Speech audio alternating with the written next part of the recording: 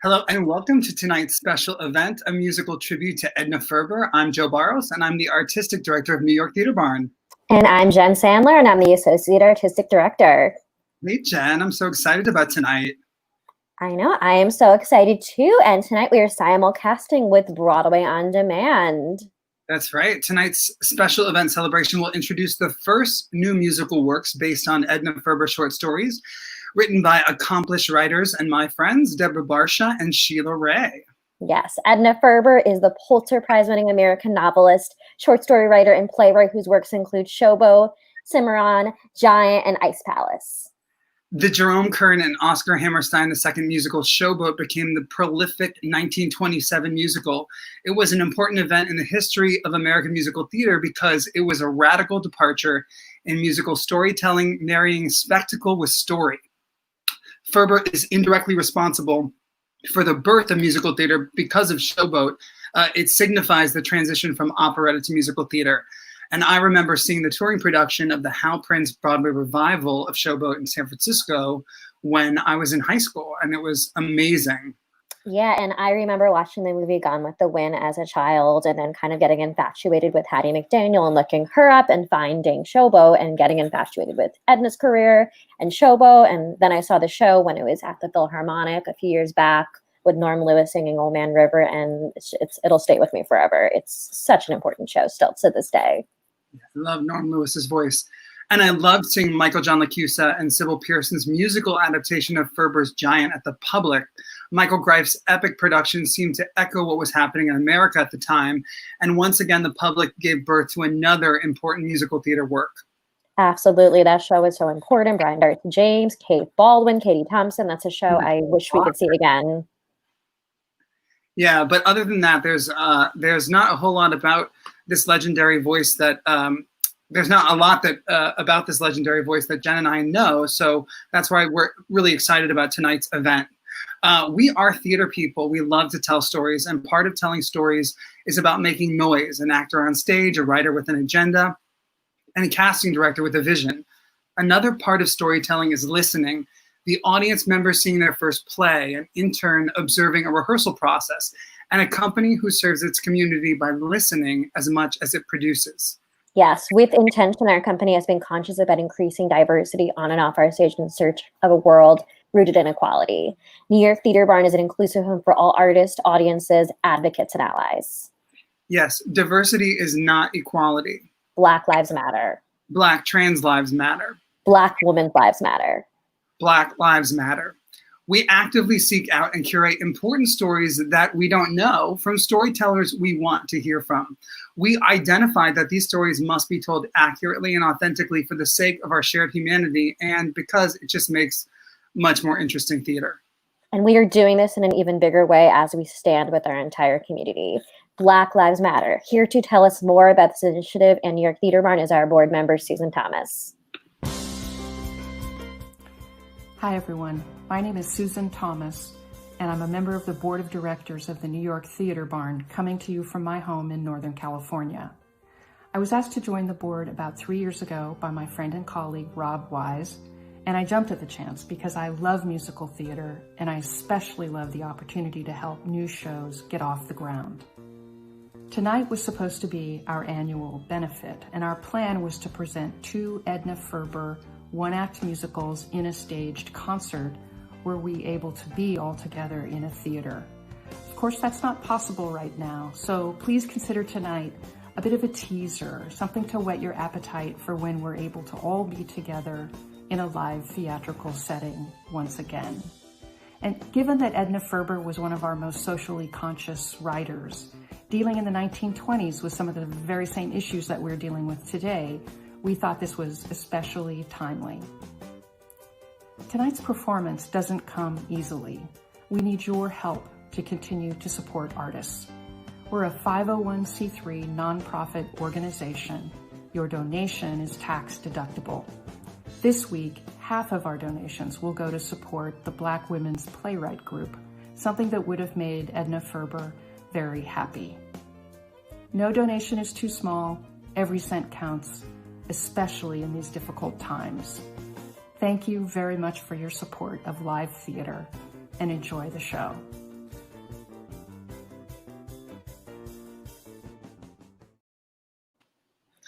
Thank you, Susan. We are excited to support the Black Women Playwrights Group. Yes, and we are thrilled to announce that next week's charity is Darkness Rising. For anyone that doesn't know what Darkness Rising is, it is a vehicle to help individuals in the Black community begin conversations with family, coworkers, and friends about mental health and emotional well-being. Yes. And now let's get started. Before we learn more about the musical shorts inspired by Edna Ferber short stories, we have a special guest who joined me, Jen, and the writers of the shorts this afternoon in a conversation about the legendary Edna Ferber. Yeah, it was a really exciting way to start our day today. Our special guest is the author of Ferber, the biography of Edna Ferber and Her Circle, which was nominated for the National Book Critics Circle Award. Our special guest also received a Pulitzer Prize nomination for Opposite Attraction, The Lives of Eric Maria Remarque and Paulette Goddard. And now here is a conversation with Edna Ferber's grandniece, biographer, and estate executor, Julie Gilbert. Hello, Julie. It's so wonderful to have you here with us today. Well, I'm delighted. Thank you so much for this conversation today and for letting us include it in tonight's Edna Ferber tribute. What do you want people to know about Edna Ferber, who is such an incredible person that we don't already know? I don't think that anybody knows really the personal Edna Ferber, and I did. I was lucky enough to have my Glinda for the first 21 years of my life. She was magical in my life in every aspect. And I think that for a young girl growing up when I did, which was pretty pre-feminist, she gave me my backbone. And certainly she gave all of her women characters an incredible backbone in all of her work. And she gave me mine, so here we are.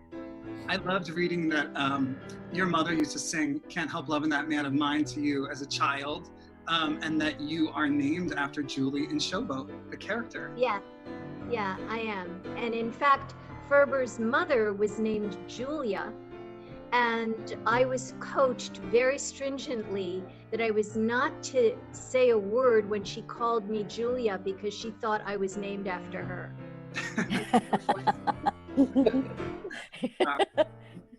Ferber's stories tend to explore the themes of racism, misogyny, familiar themes that the world is kind of still grappling with right now, crazy enough or not crazy enough. Can you speak to how these themes in her iconic works like Giant and Showboat and So Big, how they kind of connect with now? Well, I think that she's never been more relevant than now. And she was a warrior on the forefront of equal opportunities. And the themes of her novels showed this in every which way. Certainly, her women were the strong characters in her novels, and the men were rather recessive. And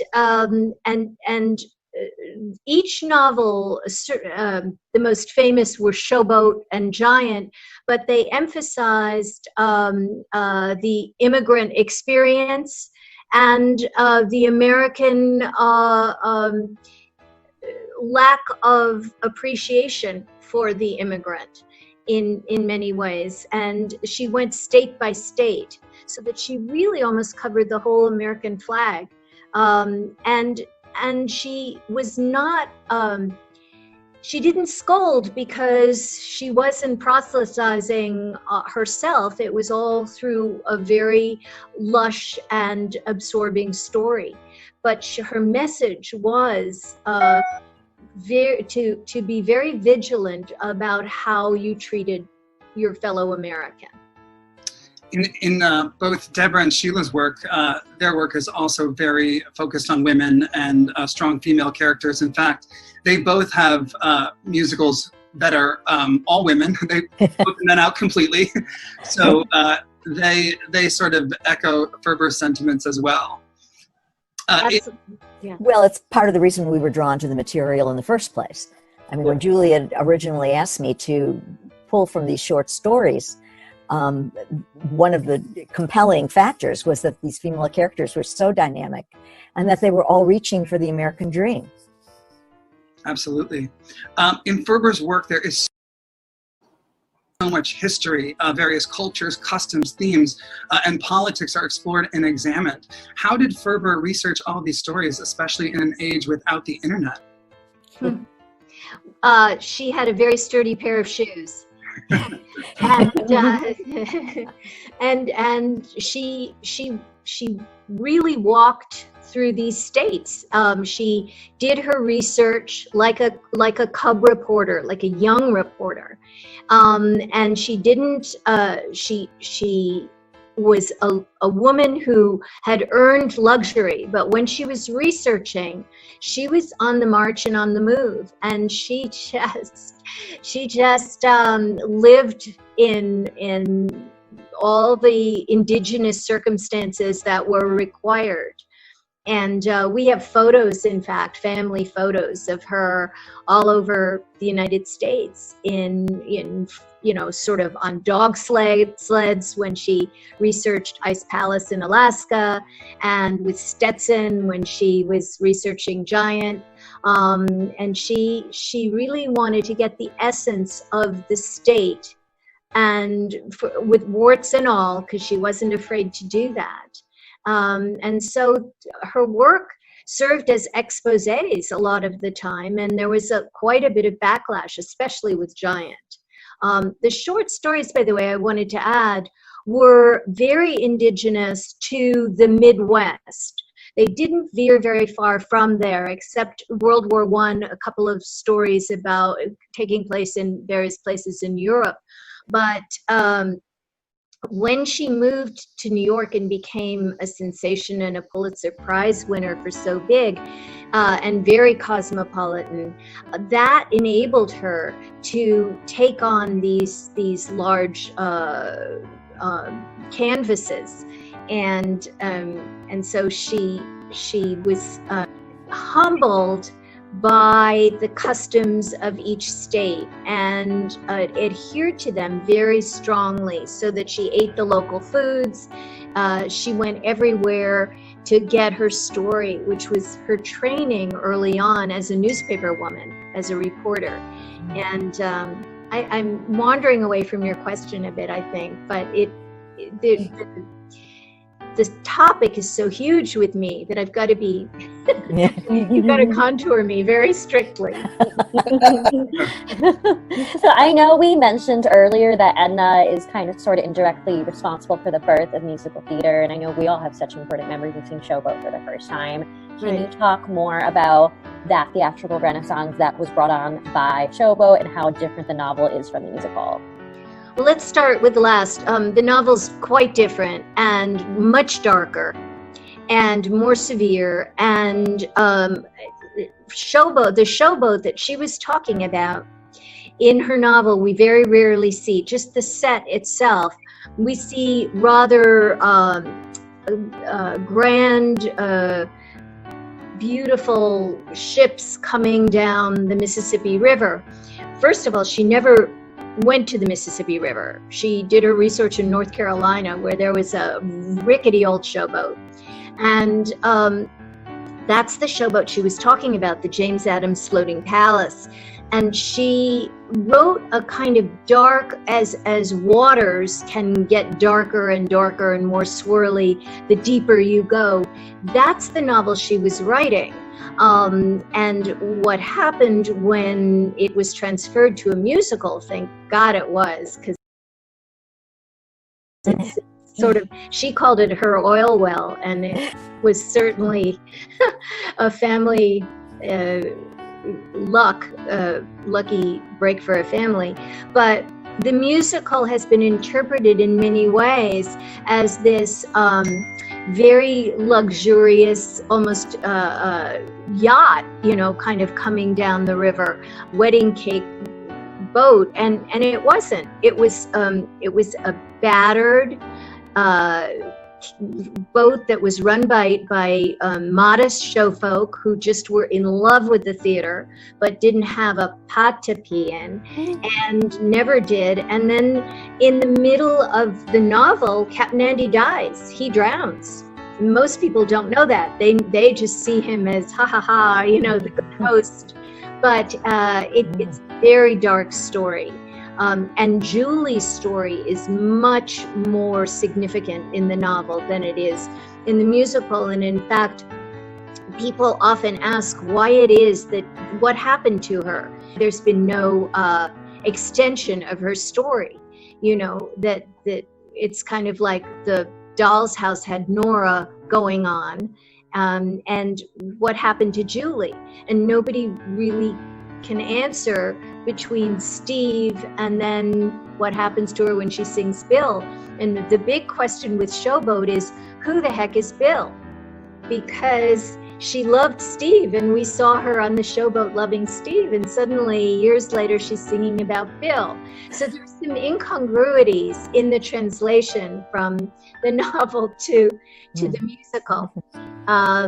And she did her research on a Showboat for 2 weeks and learned everything there was about how to convey what she wanted to convey. You know, the miscegenation was this huge topic at the time, and now it's here again. It's just right in our yard. So when she was lucky enough to have the musical, she met Jerome Kern. She didn't want a musical and met Jerome Kern through Alexander Wolcott. And Jerome Kern said, I've written 2 songs, Miss Ferber, and I hope you don't mind if I play them for you. And she said, you can play them, but I don't, and I might like them, but I really don't think I'll agree to any musical. And he played Old Man River, and she said, the hair just did that thing where it stands straight up. And she just said, you know, thank God he's here. That's how that happened. And I know I have, the first time I saw the show, Norm Lewis sang that song, and I have this memory, the same kind of memory of the hair just standing up like that, because the song is so powerful. Yeah, and she heard it without the lyrics. She just heard him play the melody. He came over to her home, and he played the melody, and that was it. Wow. I can't even imagine. Turning point for theater, really amazing. So Edna Ferber was a member of the Algonquin Roundtable. What is the Algonquin Roundtable and its significance to Ferber's life and career? Well, you see, there are a lot of misunderstandings about her role in the Algonquin Roundtable. When she came to New York, she was a huge celebrity in the Midwest, but she had yet to write so big and win her Pulitzer Prize. So she was reliant on friends bringing her around and introducing her, etc. And she was recruited by Wolcott, who asked her to come to this table and just have lunch with him and a few of his cronies. The cronies were, of course, Dorothy Parker and Haywood Hale Broun and Alexander Wolcott and a young George S. Kaufman. And did I say Dorothy Parker? Dorothy Parker. Yes. And Robert Sherwood. And that was kind of, it was a small little lunch. And they were funny and a little, tipsy because they all had a drink except for Ferber. And she had to get back by 2 because her schedule was she wrote every day for at least 4 hours. So she was recruited to have 1 or 2 lunches, but it grew into this huge thing, and she never meant to be married into it. However, 2 things happened. George Kaufman asked her if she would write a play with him, if she would collaborate with him. And then the columnists took it and made it kind of this very sophisticated crew. Well, a lot of them were not native New Yorkers, and they were known as the New York bunch. So it was all kind of, how life takes you when you have made other plans. They were just going to have a lunch or 2. And then it got to be a cult, and she pretty much withdrew because she was knocking out these killers. But she would go occasionally, but she was already wrapped in the myth of the vicious circle, as they used to call it, as well. And she wasn't really an enemy of Dorothy Parker, although they bristled a little in the beginning, but they calmed down. So she only had one real big celebrity enemy who was not part of the round table, and that was Lillian Hellman, and they did not see eye to eye. So Edna was iconoclastic, but would you say she was also revolutionary? No, not yet. Now, but not then. Because people put her in her place. They resisted her. They would not allow it. And so she was a bristling warrior woman writer. But they wouldn't allow the revolutionary hat to be worn. She did everything she could, but and I think within herself there was a dichotomy, because, you know, after all, if you have only known success most of your life, she had a kind of a nomadic childhood, but she certainly, through her life, she just knocked them out of the park. So that part of her enjoyed the celebrity that came with it, and the privileges, and she loved a good hotel and good service and all of these niceties. And then there was as they used this moniker for her, which was the angry Ferber, the angry woman. And I think that she was just righteous. It was not so much, she saw injustice and she called it what it was.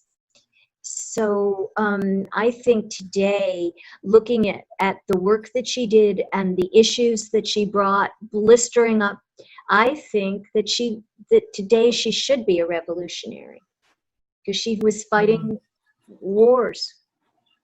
Yeah. Absolutely. All right, we have just one last question. Ferber is known for her dedication to the immigrant experience, and she didn't just write about the immigrant experience within her own culture. Can you speak more to this? Just quickly, I'll try. When she was a little girl, the family was nomadic, and there was a kind of diaspora where they had a dry goods store, and she grew up in various towns in the Midwest. And when she was quite young, they were in Ottumwa, Iowa. This was a German and Hungarian Jewish family.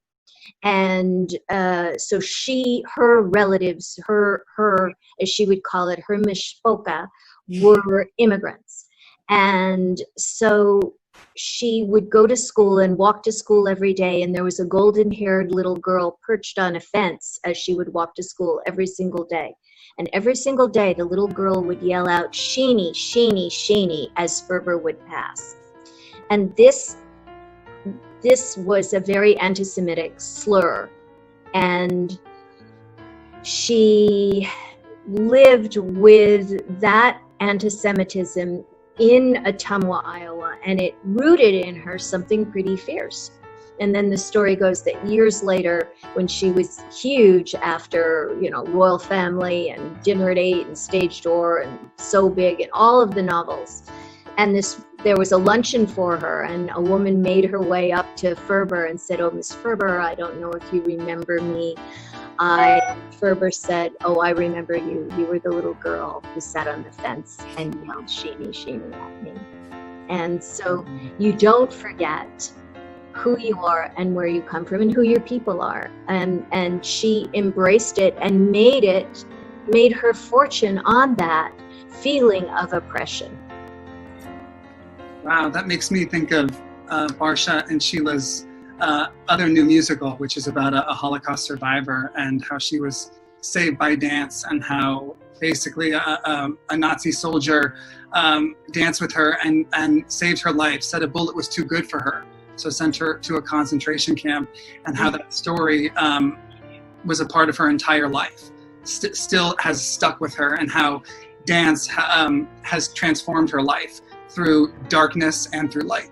Right. Well, I think that is a good analogy, because that's what happened to Ferber. That the stories that she was able to tell and entertain with them, was it just made her fortune, and it validated her all the time. And so I think in a way she lived through her work, and the work gave her the celebrity in order to keep doing it. I can't imagine what her life would have been like if luck hadn't found her. But I guess that's true with all of us, what the other side of it. But she admitted that she was extremely lucky. But she also, I just wanted to add this, it's not in your questions, but it's so interesting for theater people. She wanted to be an actress. Wow. I didn't know that. Originally, she wanted to be a dramatic actress, and in fact, they called her Sarah Heartburn. She would kind of carry on. And I feel like everybody wants to be an actor until they feel, they're writing and producing. I feel, yeah. Admit the truth, yeah. But she loved the theater, as is evidence in all of her plays with Kaufman. Absolutely. Well, Julie, thank you so much today for this conversation and for your kindness and thoughtfulness. This was really, really wonderful. Well, I loved it. Thank you, all of you. I mean, certainly Sheilah and Debra have brought her back, and you have brought her further forward. This is just a treat all the way through. And I know Yay! Well, you are a treat all the way through as well. Thank you again. We'll see you soon. See you soon. Bye. Thanks. Bye.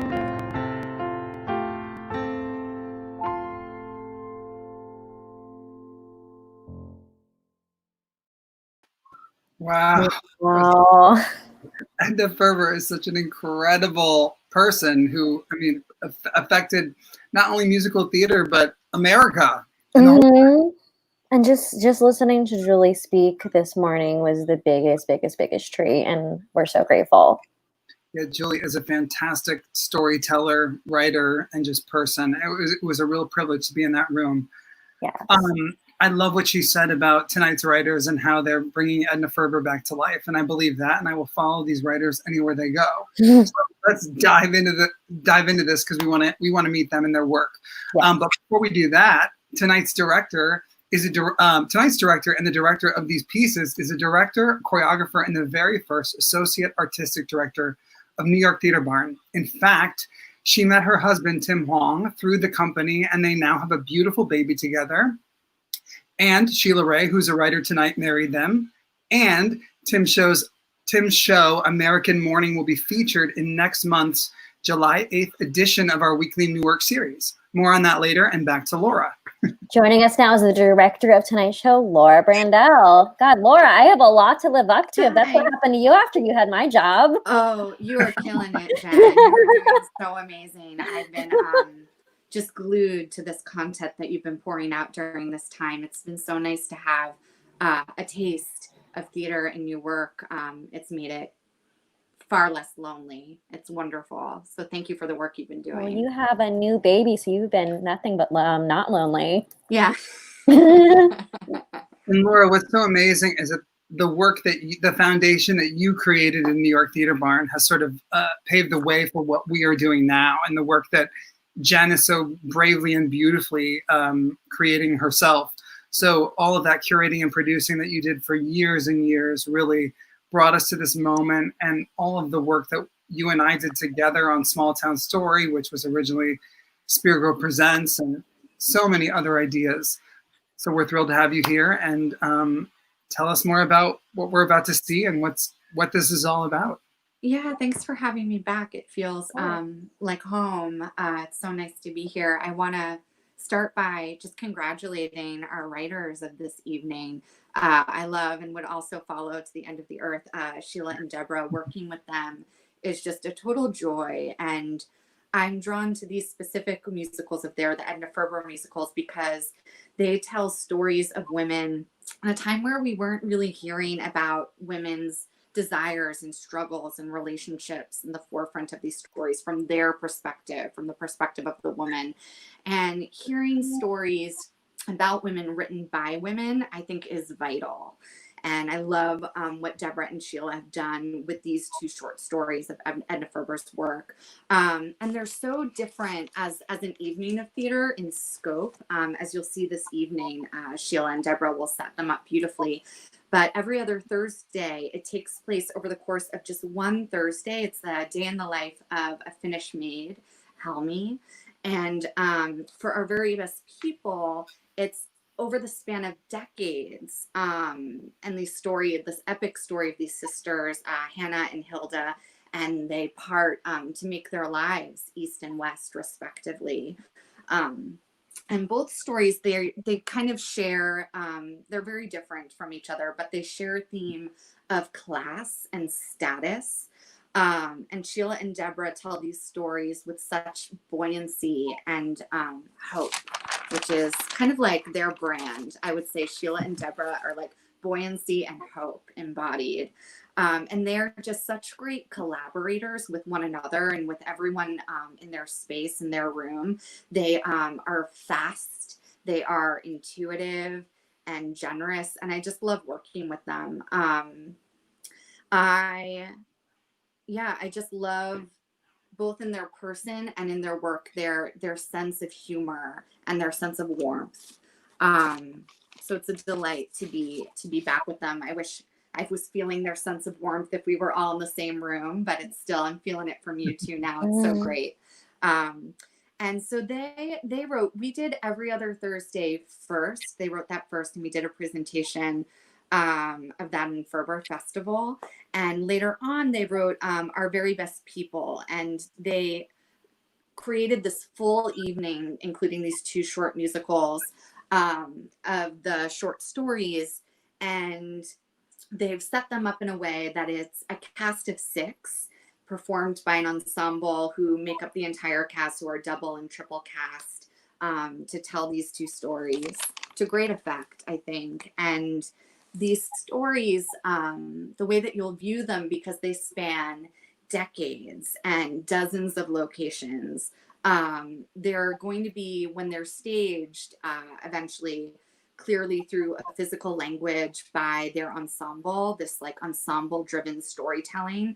And we'll have like a couple of carefully placed props and some hat switching as they move through the different characters. And we'd also love to have environmental projections to give us a sense of time and space of where they are. And we'll hopefully see this. We'll see this when it's safe to return to creating theater with one another. And we want to share this musical with you and you know, all the theater lovers out there. And I'd just like to close by thanking you for hosting us this evening so beautifully and taking care of Debra and Sheilah and their work in such a generous way. And to thank I think 2 of my very favorite performers who are going to be singing this evening, Jennifer Blood and Diana Huey. Thank you so much for performing these songs tonight. I can't wait to watch. I would agree. I think they're 2 of my favorite performers as well. And I love the title song from Every Other Thursday, which you're not going to hear tonight. There's just this pulse about how excited she is. It's her one night a week that she gets to go and dance. But I wanted to add, the reason I'm bringing it up is because what was underscoring the conversation with Julie was those songs from both of those musicals, some of which you're going to hear tonight, some of which you aren't. And so that was actually in there. I'm sure some of you were wondering, I'm like, is this a Jerome Kern song that I never heard of? No, it's Sheilah Rae and Debra Barsha, and we gotcha. So now we're gonna dive in further. So thank you so much, Laura. Yeah, and we'll see you soon. The writers of the musical shorts Every Other Thursday and Our Very Best People are Debra Barsha and Sheilah Rae. I have had the privilege of working with Debra on 3 productions of her musical, A Taste of Things to Come. And I had the great privilege of getting to create this company with Sheilah Rae and help bring her musical, I Married Wyatt Earp, to life, which is now called The Belle of Tombstone. So I married Sheilah Rae's Belle of Tombstone, Wyatt Earp, everything. I drank the Kool-Aid. She's always drinking my Kool-Aid. I drank hers. Yeah, New York Theater Barn has supported the works of both Sheilah and Debra, including Barsha's musical Boy Meets Girl, based on the film of the same name about a transgender woman in rural Kentucky. Sheilah's various works and their new musical written together, the Helena Project as well, is something we're working on right now. Now joining us are the writers of the Ferber shorts and my friends, Debra Barsha and Sheilah Rae. Hi. Hello. Oh, we're so happy to be here. Thank you. Thank Thank you for this. We wish we were all together in person right now. But Oh, I know. Well, I just want to say one thing before I launch into a little bit about backstory of the short stories. And that is Julie used the expression rather recessive in describing the men that Edna Ferber was writing about, which is not exactly true in at least one of our short stories, Our Very Best People.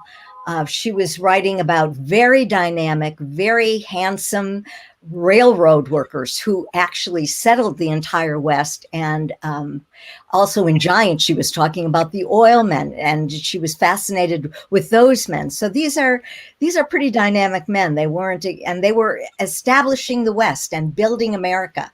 They weren't just recessive, I don't think. She was a born and bred Midwest girl, of course, and she was fascinated with both the development of the West as well as the perceived snobbery of the East. Every Other Thursday and Our Very Best People are part of a group of short stories that Ferber wrote in 1924 and in 1926 that were later assembled into a published collection called One Basket. At the time of that publication, the Cleveland Press said, "Her people, mostly plain folk, are convincing. They clutch at your heart. Once caught in their dilemmas, you are in for the duration."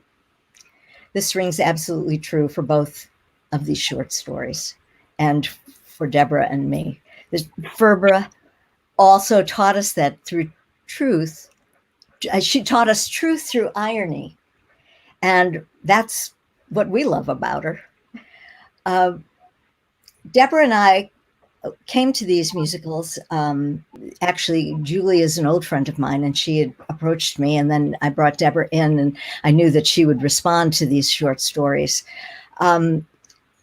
Ferber was interested in writing about the lives of very simple people: a taxi driver, a mechanic, a nurse, and in the case of Every Other Thursday, a housekeeper. This particular story, Every Other Thursday, is about a young Finnish woman who is sponsored by her brother to come to America. She secures a job through him working as a domestic on the Upper West Side, and that family has a daughter who's exactly her age, but they couldn't be further apart in worlds. Her day off is every other Thursday. And when asked to possibly trade that day for a Friday so that the daughter can give a dinner party, she flatly answers, no. The family, hers, and the one she works for, has no idea what she does with the Thursday. It's her secret and hers alone. But what she does do is go to the Finnish baths and then dance at the Finnish Progressive Society Hall. There she meets a dashing chauffeur, Vino, who is her Every Other Thursday dance partner. As the story evolves, we learn that she would not give up those few hours for anything in the world. And supposedly, legend has it that Ferber wrote the short story overhearing two women on a bus discussing their domestic help. And one said to the other, "Can you imagine? She wouldn't trade her Thursday for a Friday. Who does she think she is?" And we get the short story. Hello. So, Sheilah, that was great. So I'll set up a song. So Helmi, who is the Finnish maid that Sheilah was talking about for the Mawson family in New York City, is thinking about her beloved Kalevala. And that is a collection of Finnish legends transmitted orally that were published in the 19th century. And it's the sacred text of Finland, and it literally is translated to mean land of heroes. So being alone in America, what keeps Helmi from being homesick is to look at these collection of postcards that she brought with her that she has on her dresser. And they're depicting this historic Finnish legend. And she dreams of finding a mate here in New York, who loves the Kalevala as much as she does. And, the Kalevala was mentioned in the Ferber short story, but not by Helmi, but by the Mawson family daughter, who Sheilah mentioned, who was the same age, who actually went into Helmi's room and kind of violated her space, saw these postcards and kind of derided it in the short story. But we said, let's let Helmi sing about what's important to her love for the Kalevala. And I listened to some Finnish music and I was just so blown away with it. And so we told it through like a Finnish folk song. And Jen Blood will be singing the Kalevala. And what's so wild is that you're such a versatile composer, as is Sheilah, because you wrote the Keith Haring musical Radiant Baby, which is basically 90s, 80s pop. Yeah. And you also wrote this like jukebox-esque non-jukebox musical that uses the sounds of the 50s and 60s. And so then you're creating this. What I'm saying is you're both true storytellers, and here's Jen Blood singing that song.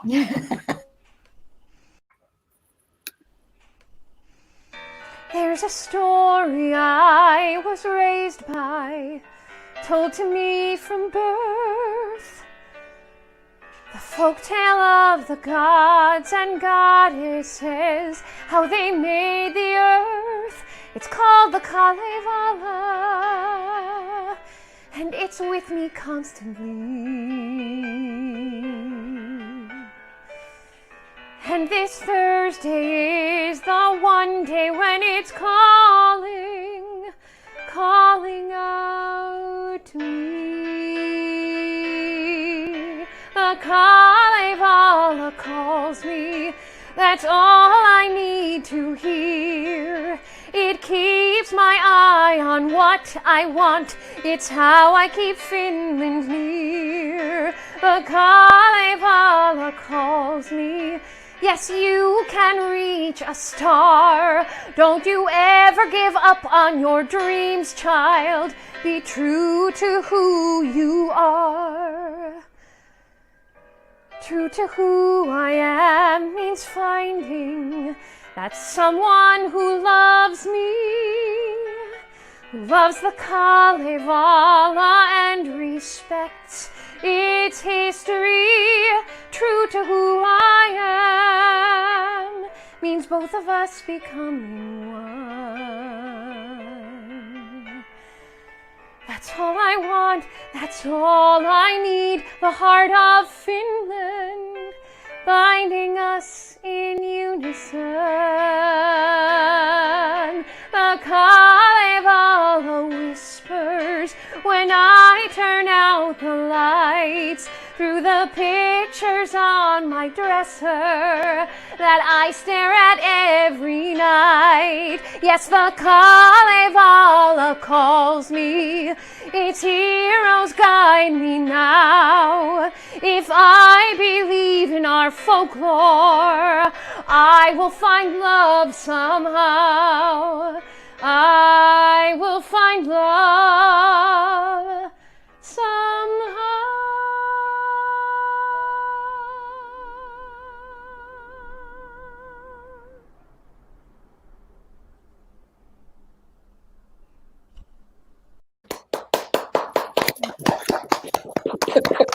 She is so fabulous. Mm-hmm. You can see her in Girl from the North Country when the theater's back. Yes. I can't wait. So tell us about the show. All right, I'm going to tell you about the next short story, Our Very Best People, which actually is such an overloaded story, it could have easily been a novel.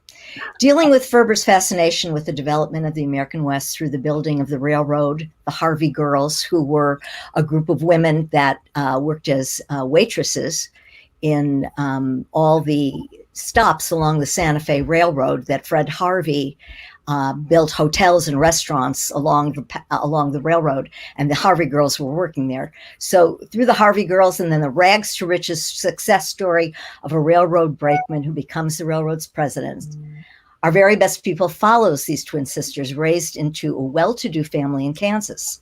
Their mother dies when they're quite young, but when the father dies, they're shocked to learn that their father actually had no money, leaving them hardly anything in his will.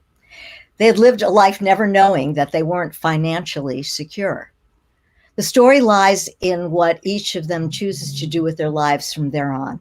This creates the conflict between them because they have totally differing values. One wants to continue to pretend and keep up the guise of being rich, and one has a work ethic and wants to look for a job. So twin Hilda, the pretty one, goes east, and twin Hannah, the one who wants to work, goes west, pursuing a dream often talked about by their late mother. Here, Ferber's fascination with the Harvey Girls and the men that built the West, the railway men, dominate the story. The sisters become separated for decades and fall out with each other because of time and proximity.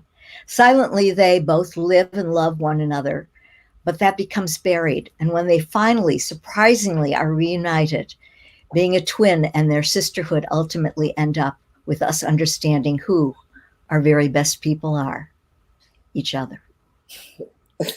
Beautiful, Sheila.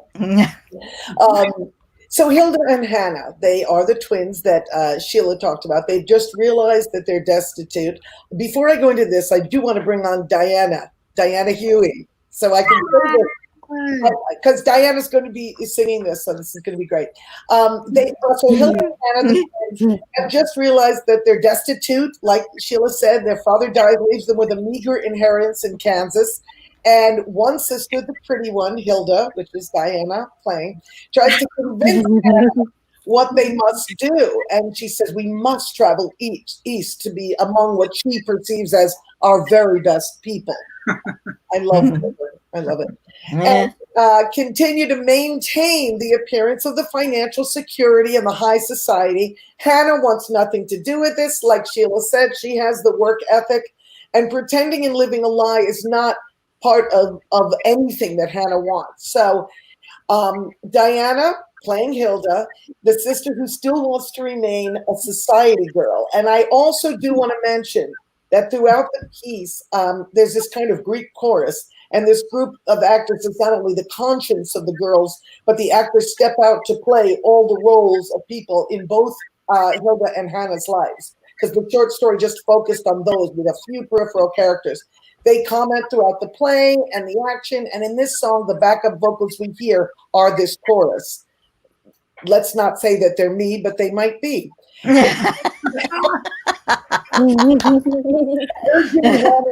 To endorse Hilda's wishes.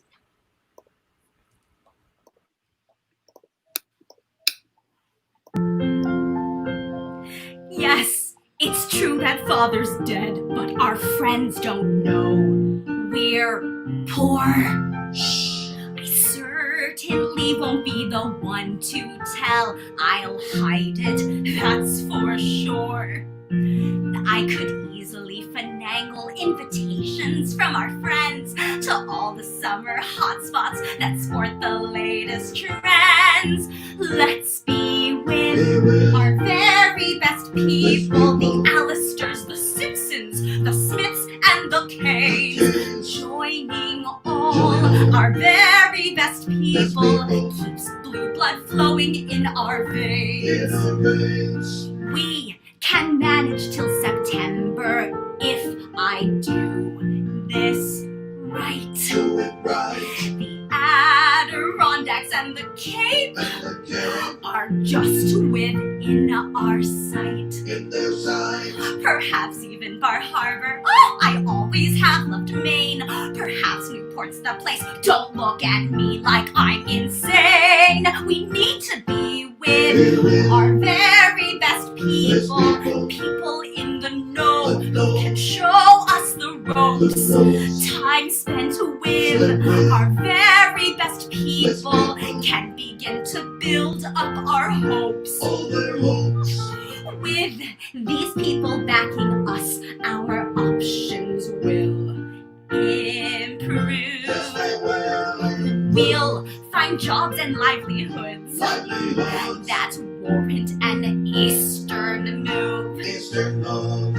Living in the East is what Father always said would be the very best for us, so we can get ahead. Go out and get ahead. Let's both tap our very best people now that we our newly orphaned twins. We need to be with our very best people to guide us all the way and want us both to stay. With help from our very best people, we will see they'll save us from our sins if we go to our very best people, each of us completely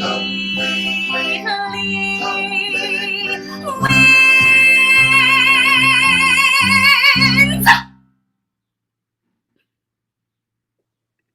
Great. Just great. Thank you. That was hilarious. Oh my gosh. So fantastic. Well, thank you all so much. Sheilah, you wanted a moment to give a few thank yous? Well, I want to thank you and Jen for having us on this show today.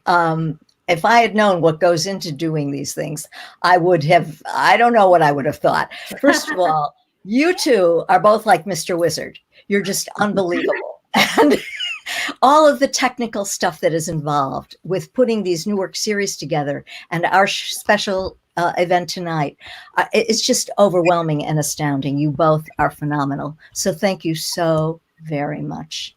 I applaud you both. You're amazing. Thank you for me too. Thank you for me too. Well, thank you. And thank you, Diana Huey and Jennifer Rae and Julie. And Julie Gilbert. And Julie. Rae and Debra Laura Brandel, who I'll bring back. Yay. Thank you, Laura. It's so Beautiful, wonderful to see Diana. all of you. You are amazing artists. I love working with all of you. This was an incredible moment. Thanks for being here. Thanks for supporting these writers and for celebrating the spirit of Edna Ferber. And when we're back and we can gather again, we're going to do this right and do this whole show for you soon. Yes. Awesome. Fingers crossed. Thank you all. Bye, guys. Bye. Bye. A huge thank you to Katie Kearns for her social media wizardry and for putting her heart and soul into telling stories with us each week. Yes, thank you, Katie. And thank you to Hector Flores Jr. for his incredible vision and work in editing all of our video footage, including that amazing 20-minute interview with Julie that you guys just saw before. Thank you, Hector. Thank you so much, Hector. And thanks so much to board member Susan Thomas for her inspiring message this week. Thank you, Susan. Well, that's our show for tonight. Thank you for joining us for this special celebration. Yes, and this coming Wednesday, June 17th, just 2 days away, we are back with our new work series featuring excerpts from the new musical Wiley Flynn by Eli Bolin and Stephen Gallagher, and The River Is Me by Sakari Jones and Troy Anthony. You don't want to miss these incredible shows and the conversation with these creators. Thank you for tuning in tonight, and thank you for supporting live theater. Yes, Joe, and I look forward to seeing you on Wednesday. Thank you and good night.